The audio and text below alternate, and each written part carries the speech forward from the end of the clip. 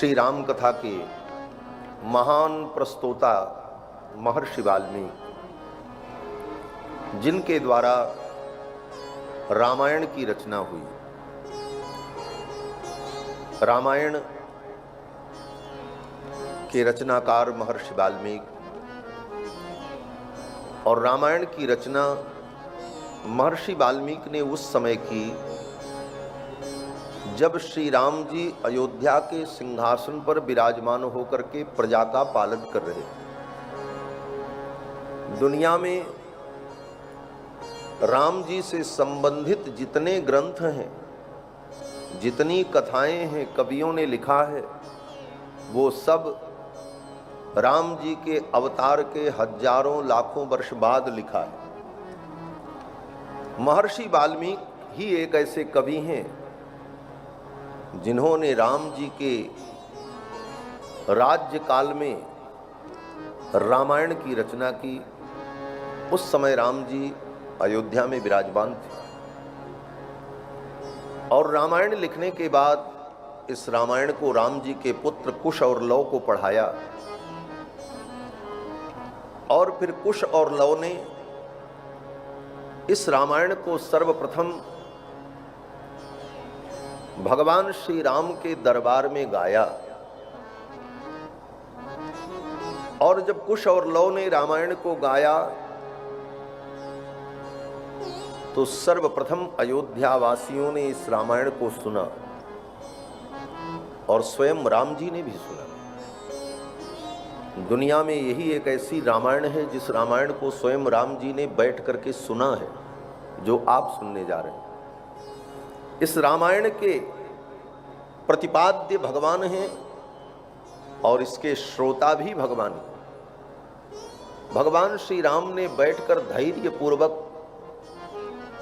इस रामायण को श्रवण किया है। एक बात यहां पर महत्वपूर्ण यह भी है कि भगवान श्री राम मर्यादा पुरुषोत्तम हैं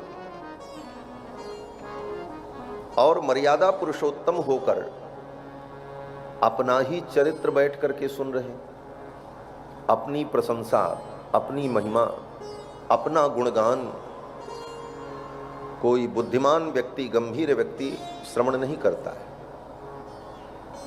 और राम जी जैसे महापुरुष, साक्षात परमात्मा नारायण अपना चरित्र बैठ करके सुन रहे। ये एक प्रश्न है यहां पर।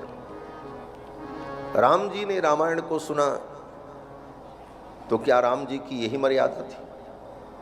तो इसका बड़ा सुंदर उत्तर दिया है महर्षि वाल्मीकि ने। महर्षि वाल्मीकि कहते हैं ये रामायण, नाम तो इसका रामायण है, लेकिन ये राम जी का चरित्र नहीं है। बोले तब?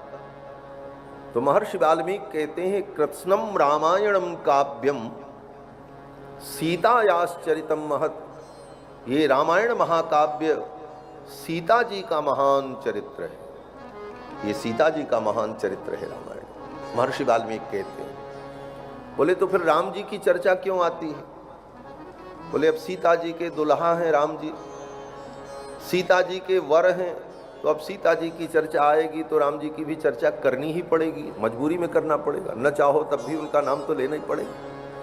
लेकिन प्रधान रूप से तो ये किशोरी जी का चरित्र है, श्री जानकी जी का चरित्र है रामायण। धन्य है भारत की महिमा कि विश्व के आदि कवि महर्षि वाल्मीकि ने एक सती सावित्री, एक सती, एक पतिव्रता महान स्त्री, नारी नाम उत्तमा बधू, जो नारियों में सर्वोत्तम है, ऐसी सीता के चरित्र को केंद्र में रखकर काव्य की रचना की। और ये रामायण विश्व का प्रथम काव्य, इसके पहले धरती पर कोई काव्य नहीं था। ये प्रथम काव्य है रामायण और इसके रचयिता महर्षि वाल्मीकि आदि कवि हैं, पहले कवि हैं। और इस धरती के पहले कवि ने पहले काव्य को बनाया और उस काव्य को किसके लिए बनाया?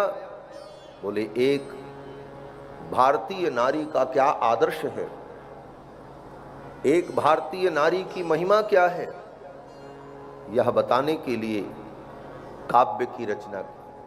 आजकल कुछ विरोधी लोग, दुष्ट लोग, सनातन धर्म से द्वेष रखने वाले लोग कहते हैं सनातन धर्म में नारियों का बड़ा अपमान हुआ, नारियों के साथ अन्याय हुआ। अरे मूर्खों, नारी का जितना बड़ा सम्मान सनातन धर्म ने किया है उतना धरती के किसी समाज ने नहीं किया। हमारे यहां ऋषियों ने कहा यत्र नार्यस्तु पूज्यन्ते रमन्ते तत्र देवता, जहां पर नारी की पूजा होती है वहां देवता रमण करते। यत्र नार्यस्तु पूज्यन्ते रमन्ते तत्र देवता, इसीलिए हमारे यहां नारी को देवी कहा कि किसी पुरुष के नाम के आगे देवता नहीं लगता है। चंद्र देवता, कृष्ण कुमार देवता, राजन देवता, देवता नाम पुरुषों के आगे नहीं लगता, लेकिन स्त्रियों के आगे बोले गीता देवी, सीता देवी, राधा देवी, संध्या देवी, पूजा देवी। यत्र नार्यस्तु पूज्यन्ते रमन्ते तत्र देवता। तो हमारे भारत के महर्षियों ने और हमारी परंपराओं ने नारी को सदा सम्मान दिया है, और महर्षि वाल्मीकि ने तो सीता जी के सम्मान में, उनके यश कीर्ति के लिए ही रामायण जैसे महाकाव्य की रचना की। ये रामायण महाकाव्य